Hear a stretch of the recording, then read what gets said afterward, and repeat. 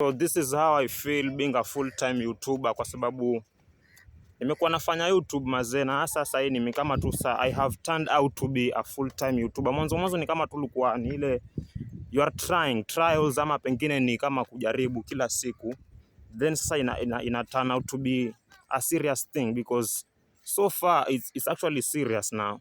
It's a serious thing that I do every single day without missing. Hakuna siku nakosa kupost video sahi. So I am as well a full-time YouTuber.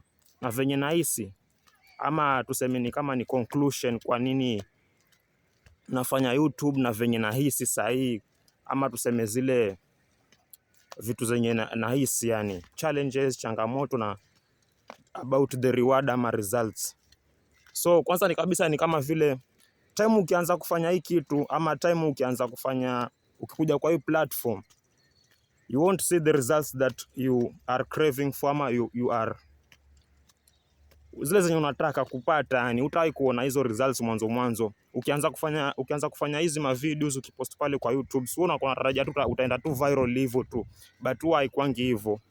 Kwanza ukianza kupost, unaweza post video yako kale yenye unadhania ni normal, lakini unadhania hiyo video ni nzuri sana, lakini kumbe hata si nzuri yani si nzuri vile unadhania kwa akili yako ni nzuri, because other people will show you that hii video yako inasaka, ama pengine video yako haiwezi, but sasa hiyo kwa akili yako unadhania ni video kali. So mwanzo ukifanya YouTube kwanza upate views nyingi, unaweza pata kama 3 views, 2 views, then ukiendelea sasa ndo sasa views zinaendelea kukuja, people resonate with you, because kwanza YouTube yenyewe kama platform haijui audience yako ni gani, so ina figure out about to get your viewers ama audiences zako based on how you post your videos, based on how you package your videos.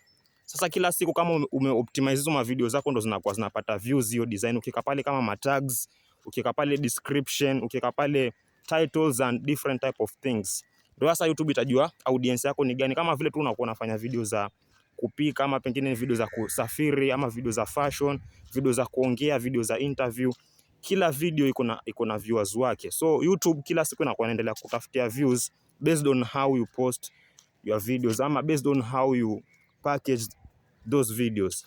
So venye mimi na feel, ama venye mimi nahisi, time ukianza nobody will turn out to watch you, ama pengine ni kama watakuwa ni loyal viewers wenye wanaangalia ma videos zako kila siku. Mwanzo utakuwa kuna mtu mwenye anakuangalia, na hiyo inakaa very discouraging, because time ukianza nobody will see your channel. Unaona, time ukianza unakuwa ni uko tu alone pale kwa channel yako, unajaribu kugrind, hauoni views, alafu all of a sudden after kama pengine 3 months of